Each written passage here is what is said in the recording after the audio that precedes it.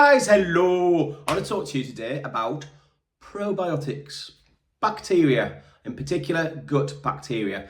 Forgive the beanie, and it looks like I'm going to go and chop a tree down, but I am in the home office today because the kids and the wife are actually all at college or work. I'm a tight arse, so me and Florence the dog are freezing, but I'm not putting the heating on, it's too expensive.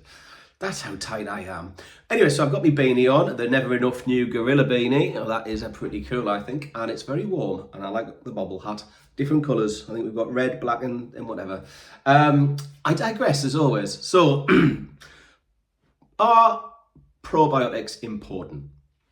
Well, in my personal opinion, for what it's worth, 30-odd years experience in this industry, but I'm going to give you my opinion. This isn't gospel, you make your own mind up, but my opinion is absolutely essential, particularly with the modern Western diet that we have. It's usually full of sugars and nothing that's natural anymore. Then probiotics is going to be key. What do probiotics do in the body? Well, probiotics are part of what they call the microbiome. The microbiome is the state of our gut bacteria, and that makes up about 70% of our immune system. We've got good gut bacteria, we've got a healthy immune system.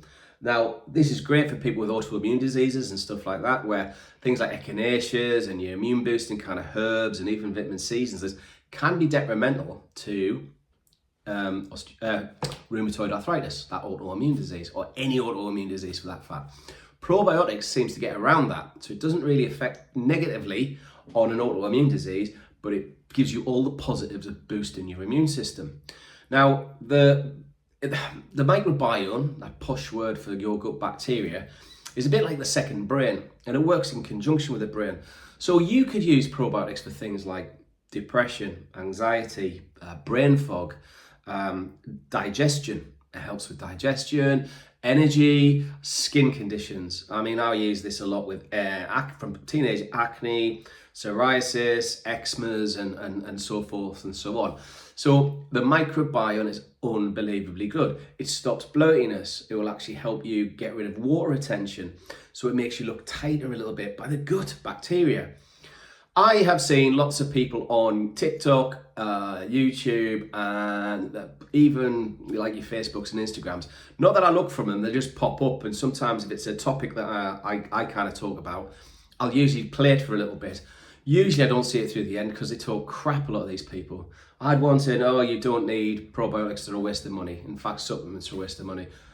My God, good supplements will change people's lives. So that's a stupid, irresponsible thing to say. But you're going to get these people. They're just looking at clickbait and getting your attention and professing to be nutritional experts and all this stuff. Hey, I've only worked in the industry for 30 plus years. I've worked with world-class athletes, millions of the public. I used to teach and train members of independent health food stores. I used to train the staff on supplementation. I've been to therapy centers, training nutritionists and herbalists and things on supplements. So I kind of have a basic understanding, let's say, on supplementation. So my topic today, probiotics, but it's going to be linked with something else. This is going to be one section of probiotics that a lot of people may not realize how it can impact on them. Excuse me.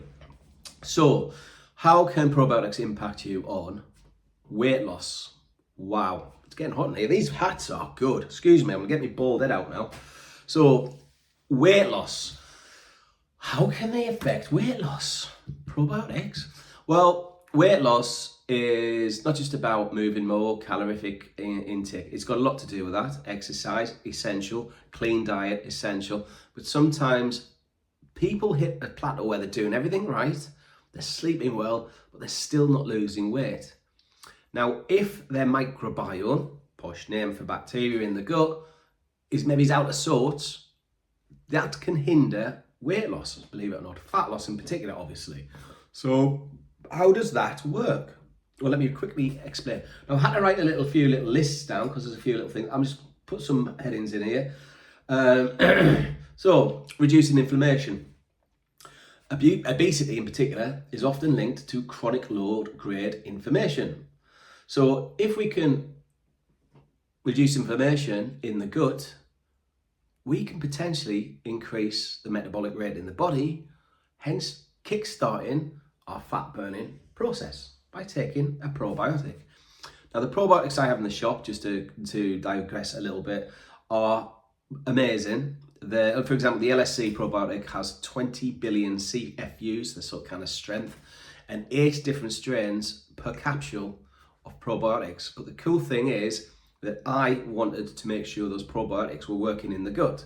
And to achieve that, I put in something called a prebiotic. Again, we use something called fructooligosaccharides, which is kind of cool. Think of it as a little survival pack for these bacteria, these probiotics that are going into this harsh environment in the gut.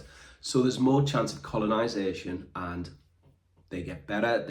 They change the whole condition of the gut environment, which increases all the trillions of bacteria within the length of the 26 feet of the intestinal tract and the gut to actually encourage other bacteria to start to colonize. Wow. So what else is on my list? Regulating appetite and cravings. So this can actually, we have hunger hormone in the body called ghrelin. Now, certain probiotics have been shown to actually suppress ghrelin production, so you're not as hungry, and when you do eat, you're not eating as much because you're not as hungry. So probiotics have an indirect effect on ghrelin. Who knew probiotics in weight management? Wow. So that is enhancing fat metabolism. So probiotics can increase the production of short-chain fatty acids like bitrate, acetate, and propionate, which are byproducts of fiber fermentation in the guts. Basically, that in English means it will regulate insulin sensitivity, and if you can regulate insulin sensitivity, you can increase your fat burning. So your metabolic rate goes up. You burn more fat. Sitting in a cold office like me, which I do, take probiotics, I take 3 times a day. I take the LSC, obviously, because it's my company. And I'd be burning more fat than I would if I wasn't taking probiotics. So yeah, at resting metabolic rate, anything that's increasing metabolic rate, burning more fat. Cool and the gang. Reducing fat storage. So this is interesting. Some probiotics, certain strains, have been found to inhibit dietary fat absorption and increase the excretion of fat through the stool. You poo yourself thinner, basically, potentially reducing the amount of stored body fat. Like I said, you poo yourself a little bit thinner. If you're pooing out fat cells, you've got less fat cells in your body. So probiotics can actually reduce fat storage in the body. Now, this doesn't mean it's a magic pill and you take probiotics 3 times a day and you're going to lose weight. Exercise, move more, and eat well. Drink plenty of water. Jobs are good, and sleep. Supports better digestion. I think most people realise that probiotics will increase digestion, therefore increasing nutrient absorption. Probiotics can help reduce bloating and water retention, contributing to a leaner appearance and enhanced metabolism. I think I said that earlier, but yeah, gets rid of water retention, makes you look a bit leaner, feel a bit tighter. Probiotics are rocking. It's not all about IBS and this, that, and the other. Probiotics should be a daily regime for most people. In fact, everybody, in my opinion.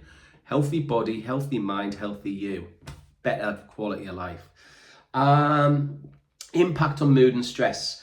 So yeah, I have used probiotics with clients for mild depression and seen incredible results because they seem to help reduce stress and anxiety.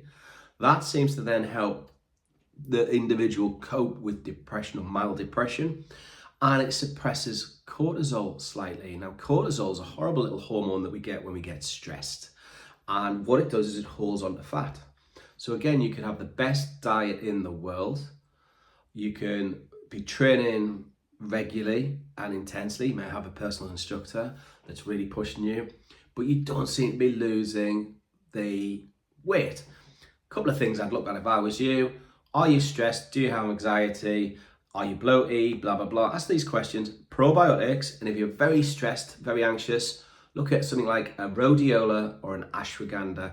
They'll suppress cortisol even further and increase mood. Guys, I hope you found that interesting. We'll speak to you soon. Take care.